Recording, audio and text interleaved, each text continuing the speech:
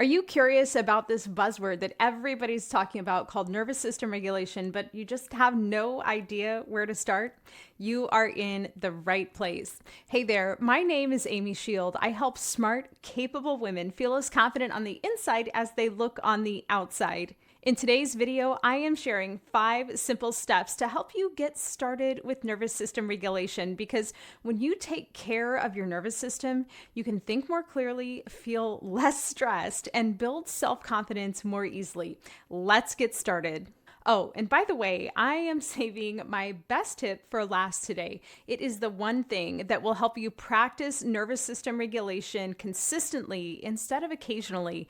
And it builds on all of the first 4 tips in a way that really makes nervous system regulation something that truly transforms your life, not just something that you do every once in a while. So make sure you stay tuned for that. So with that in mind, let's go ahead and dive into step number 1. So this first step is really foundational because it's the first thing that you're going to do anytime you're regulating your nervous system. And it is all about the signals that your body and your brain are sending to you.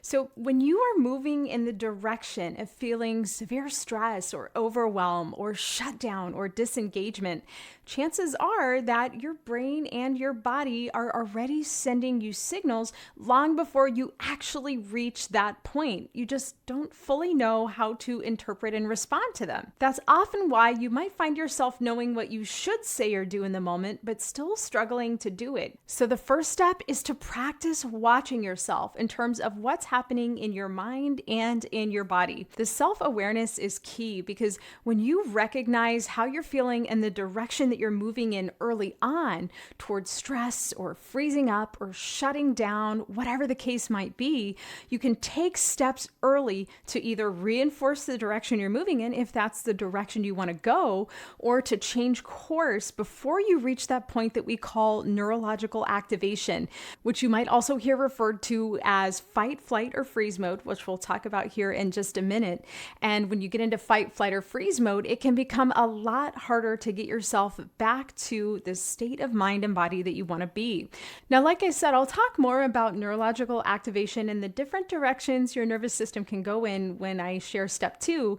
But first, here are a few things to start noticing as you practice watching yourself to become aware of what's happening in your mind and body, what signals your body is sending you early on as you're heading toward a stress response. Start noticing what's happening in your thoughts, what's happening in your body, what physical sensations are you feeling?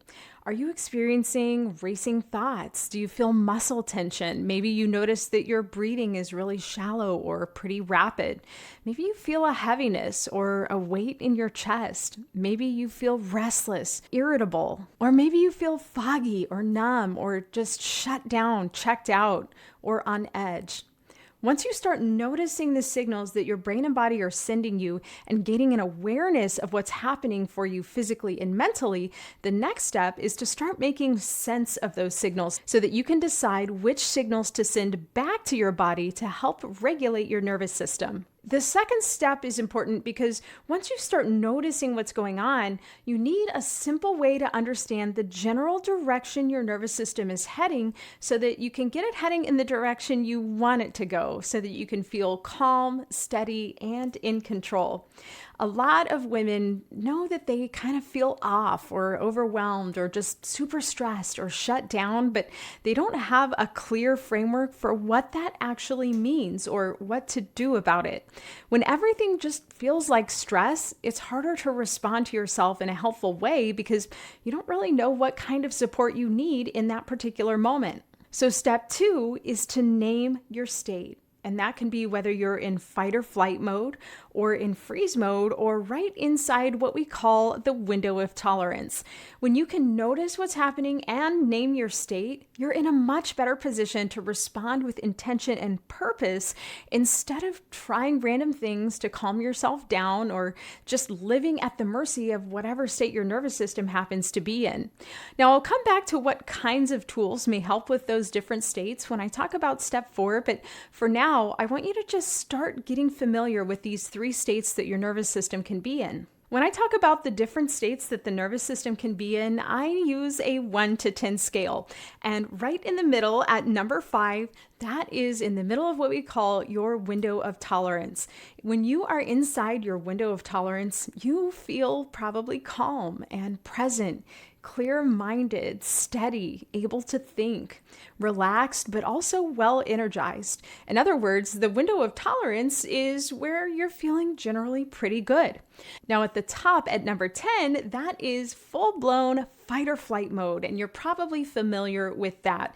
That is a form of neurological activation. And when we're talking about nervous system regulation, if we want to go from fight or flight mode back down toward the window of tolerance, so from maybe like an 8, 9, or a 10 down to a 6 or a 5, where we're in that window of tolerance and we're feeling good, we call that down regulating. So we're down regulating into the window of tolerance. Now, when you are in fight or flight mode or moving toward it, you may feel anxious or irritated. Maybe you feel panicky or restless, on edge, or a little bit fidgety. Now, at the bottom of the 1 to 10 scale, down here at number 1, is what we call freeze mode. This is another form of neurological activation. When you are in freeze mode, you might feel numb or stuck or disconnected. Maybe you feel exhausted or foggy or shut down. Maybe you even notice that you're physically moving more slowly than usual, or you feel a physical heaviness. Now, when we're in freeze mode, in terms of nervous system regulation, what you'll be doing is called up-regulating. So when we are in fight or flight mode up at that 8, 9, or 10, we down-regulate into the window of tolerance. When we are in freeze mode at that 1, 2, or 3, we up-regulate toward the window of tolerance. Does that make sense to you? Let me know in the comments if you're kind of catching on to this scale of 1 to 10 when it comes to fight, flight, or freeze modes and the window of tolerance. Now, I want to make it really clear that you don't need to overthink where you're at exactly on the scale of 1 to 10. Just pick a number that feels right to you for now and move on. And I also want you to practice identifying the state of your nervous system, where you're at on that scale from 1 to 10 regularly throughout the day. Where are you at when you wake up, or before or after a meeting, or as you are ending your day? Start using that scale from 1 to 10 to identify how you're feeling, because the more awareness you have around the signals that your brain and body sends you and where you are at on that scale, the more equipped you'll be to take action to move yourself back toward that window of tolerance. Now that we've talked about observing what's happening in your mind and body, let's talk about other factors that might be affecting your nervous system without you even consciously realizing it. Now, this third step is so important because your nervous system responds to more than just your thoughts and your feelings. It also responds to your environment. Sometimes women assume that they're just bad at handling stress, when the truth is that their environment is putting their nervous system under pressure all day long. Noise, clutter, poor sleep, conflict, constant interruptions, and overstimulation, all of these things can shape how your body and your mind feel and respond.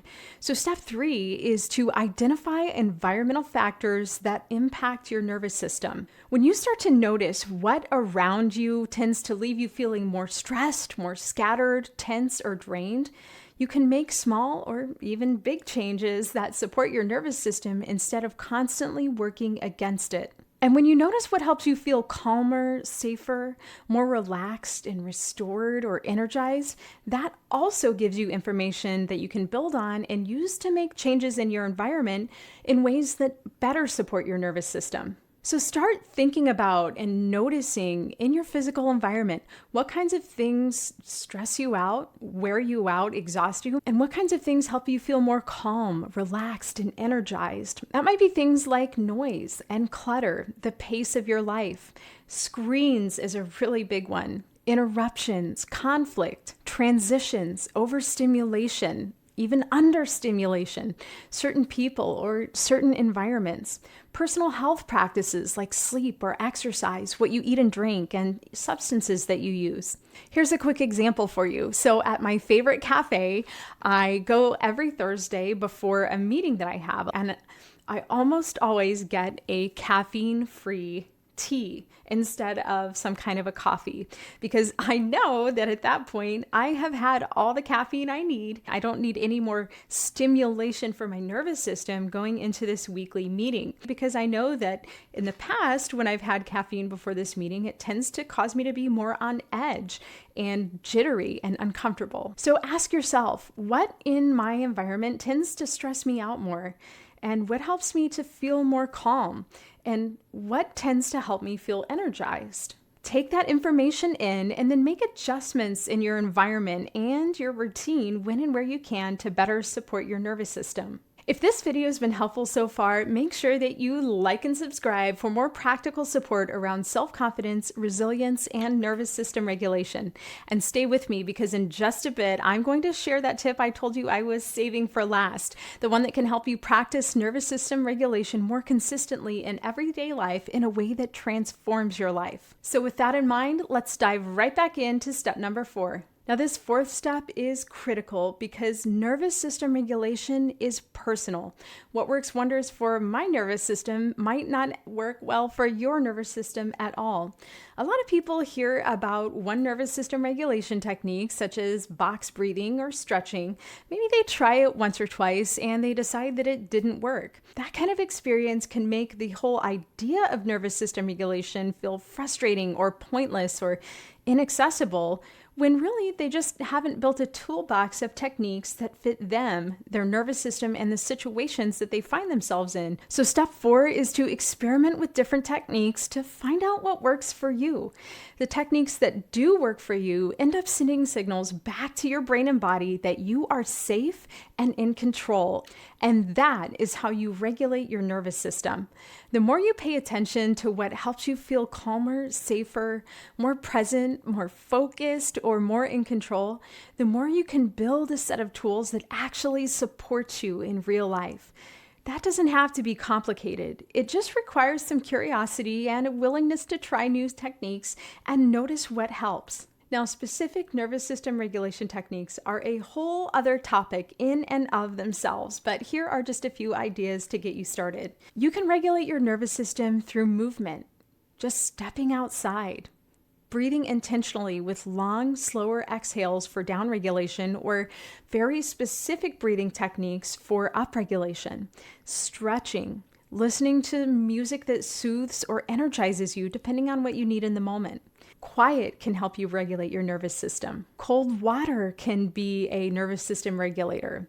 Grounding through touch or sensory support. Even spending time with people or pets, or having time to yourself. All of these are different ways that you can try to see how it helps you regulate your nervous system or not.